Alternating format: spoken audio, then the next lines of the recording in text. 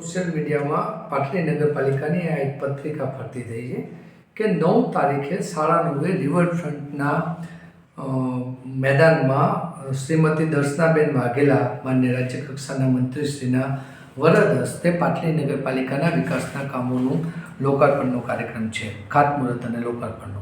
તો આજે કોંગ્રેસ પક્ષના એક જવાબદાર આગેવાન તરીકે, કાર્યકર તરીકે મારી સ્પષ્ટપણે માગણી છે કે જે રીતે પાટલીની જનતાના ટેક્સના પૈસે અને રાજ્યના જનતાના ટેક્સના પૈસે જે સત્તાધીશો દ્વારા તળાવના બ્યુટિફિકેશનના કામને, જેને એ લોકો રિવરફ્રન્ટ કહે છે, એની 7 કરોડથી પણ વધારેના ખર્ચે કામગીરી થઈ છે.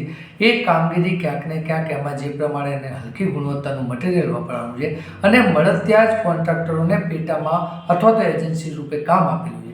આની તટસ્થ તપાસ થાય ત્યારબાદ જ આ લોકાર્પણનો કાર્યક્રમ કરવામાં આવે.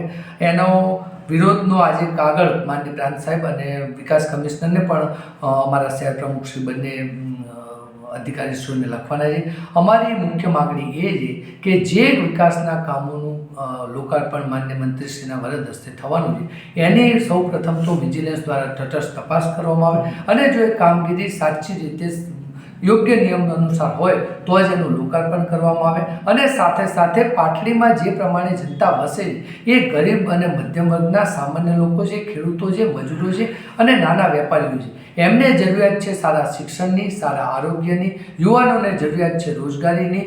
અને જે પ્રમાણે પાટલીના હિંમતપુરા અને નારાયણપુરાનો વિસ્તાર છે, જે વર્ષોથી વસે છે, એમને ઘરની જરૂરિયાત છે. દેવી પૂજક સમાજને પોતાના ધંધા રોજગાર માટે શાકભાજીના ઓટલાની જરૂરિયાત છે. પશુપાલકોને ક્યાંક ને ક્યાંક પોતાના પશુપાલનના વ્યવસાય માટે ઝોકની કે અવાડાની જરૂરિયાત છે. વ્યસન મુક્ત પાટલી નગરની મહિલાઓને જરૂરિયાત છે. આવી જે પાયાની સુવિધાઓ જરૂરિયાત છે.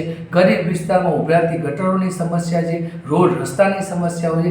આના પર ધ્યાન દેવાને બદલે મળતિયા કોન્ટ્રાક્ટરોને અને પોતાના સત્તાધીશોને આર્થિક લાભ થાય એ માટે પાટલી અને પાટલીની આજુબાજુ જે મુજબ કોન્ક્રીટનું જંગલ બનાવવામાં આવ્યું છે એનો અમે લોકો વિરોધ કરી રહ્યા છીએ.